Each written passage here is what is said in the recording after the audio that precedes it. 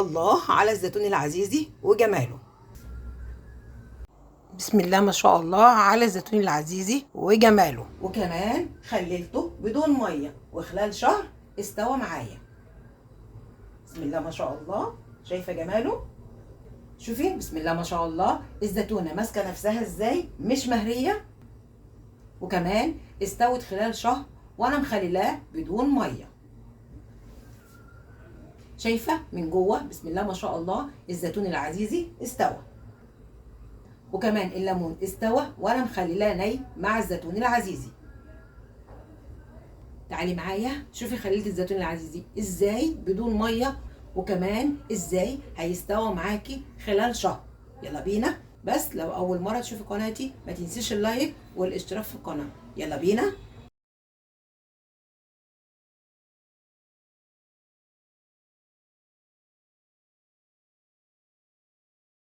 السلام عليكم ورحمة الله وبركاته. ازيكم يا بنات، عاملين ايه؟ يا رب تكونوا بخير.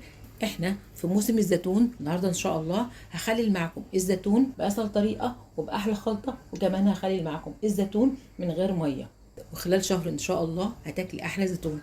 النهارده ان شاء الله هخلل معاكم الزيتون العزيزي او الزيتون العجيزي. يلا بينا نشوف هخلي الزيتون من غير مية ازاي. بس لو اول مرة تشوفي قناتي ما تنسيش اللايك والاشتراك في القناة. معايا كيلو ونص من الزيتون العزيزي او الزيتون العجيزي. والزيتون العزيزي او الزيتون العجيزي بتكون مطولة او بيضاوية ولحمها قليل شوية، بعكس الزيتون التفاحي. جبت الزيتون العزيزي او الزيتون العجيزي، واول حاجة عملتها شلت ورق الشجر واي زيتونة بايظة، وكمان شلت العقن بتاع الزيتون بالشكل ده.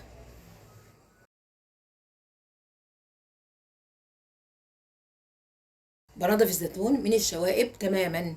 واول خطوه عملتها في الزيتون نقعت الزيتون في الميه ساعه. ما بنقعش الزيتون في الميه 3 ايام، بنقع الزيتون في الميه ساعه واحده بس، وبغير الميه على الزيتون من 3 ل 4 مرات. وبعد ما نقعت الزيتون العزيزي او الزيتون العجيزي في الميه لمده ساعه، شطفت الزيتون تحت الحنفيه وسبت الزيتون لغايه لما يصفي اي ميه زياده فيه. وبعد ما الزيتون صفى الميه، بالسكينة شققت الزيتون. بالسكينة شققت كل زيتونة مرتين. لو عاوزة الزيتون يقعد معاكي لغاية رمضان أو الزيتون يقعد معاكي طول السنة، هتشقي كل زيتونة مرة واحدة بس. الزيتونة بالسكينة بتشقيها مرتين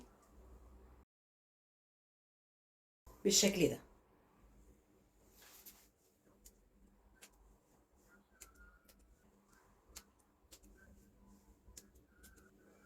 أو هتشقيها مرة واحدة لو عاوزة الزيتون يقعد معاكي طول السنة أو لغاية رمضان.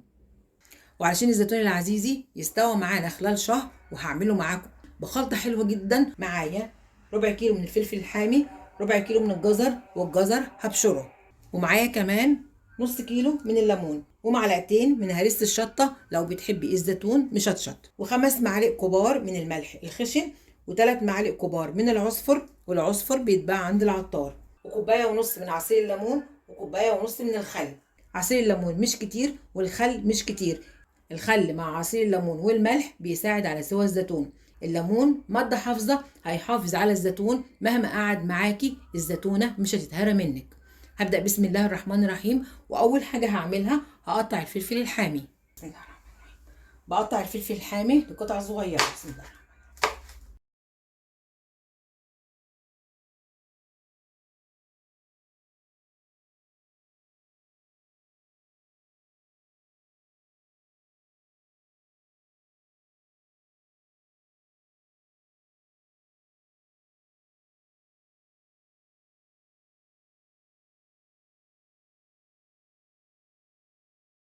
هبشر الجزر، والجزر طبعا انا منضفاه وغسلاه كويس جدا، ببشره بالمبشره.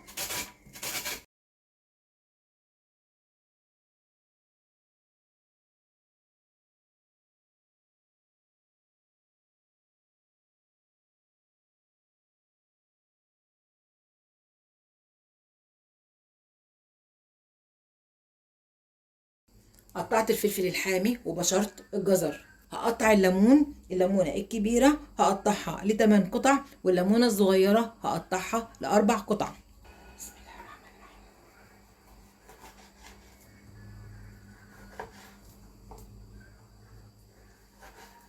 وهقطع الليمونايه الصغيره على 4 قطع.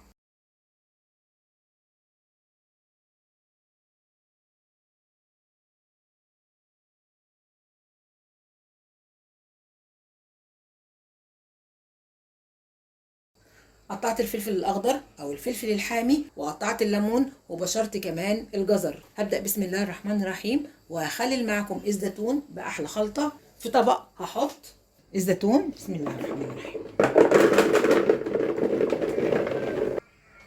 والليمون، وبشر الجزر، والفلفل الحامي، وهرسة الشطه، والعصفر، والملح، وعصير الليمون. والليمون عصرته بايدي مش في الخلاط عشان الزيتون ما يطلعش معاكي مر. وهاخد كوبايه ونص من الخل، بسم الله الرحمن الرحيم.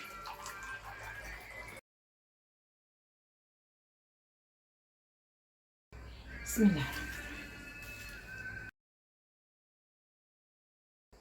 النص كوبايه، وهخلط المكونات مع بعضها كويس جدا. هخلط المكونات مع بعضها كويس جدا. الزيتون مع باقي المكونات ريحته حلوه جدا. جربي الخلطه على طريقتي وان شاء الله هتعجبك.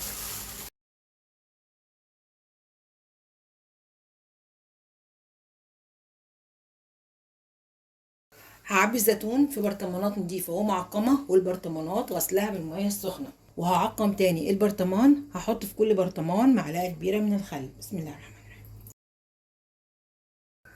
وبقفل البرطمان وبحركه بالشكل ده.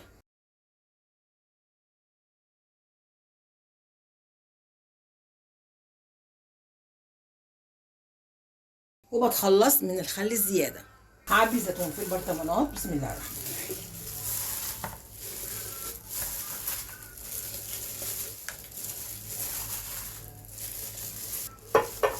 بكبس الزيتون جوه البرطمان عشان ما يكونش فيه فراغات هواء.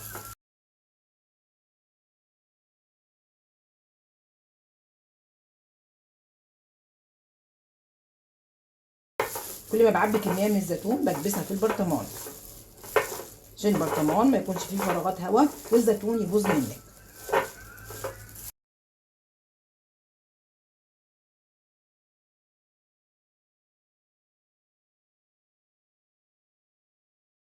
هعبي برطمان تاني من الزيتون، بسم الله الرحمن الرحيم.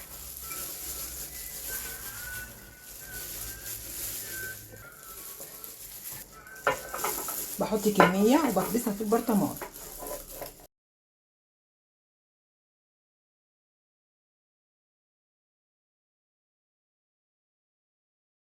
وهحط باقي الخلطه على الزيتون، بسم الله الرحمن الرحيم.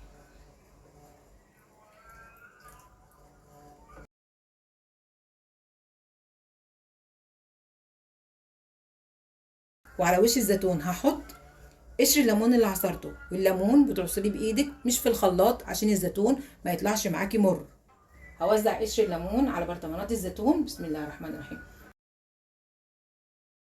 بعمل طبقه عازله عشان وش الزيتون ما يعفنش، بسم الله الرحمن الرحيم.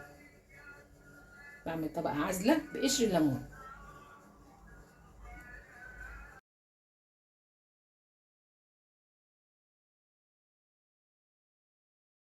وقشر الليمون هينزل تحت لما نقفل البرطمان.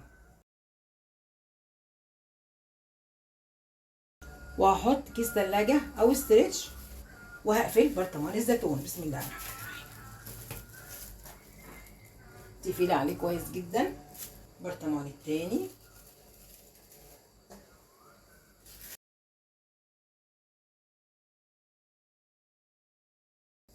شوفي الزيتون شكله حلو ازاي والوانه متناسقه مع بعضها.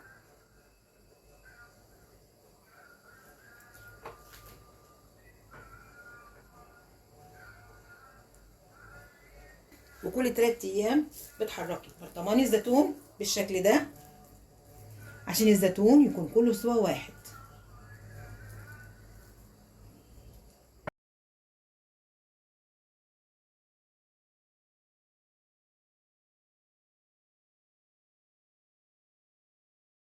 والنهارده خللت معاكم الزيتون العزيزي او الزيتون العجيزي من غير ما نقعه في الميه 3 ايام. نقعته في الميه ساعه واحده بس. خللت معكم الزيتون العزيزي بأسهل طريقة وبأحلى خلطة، وخلال شهر إن شاء الله هتاكلي أحلى زيتون مخلل.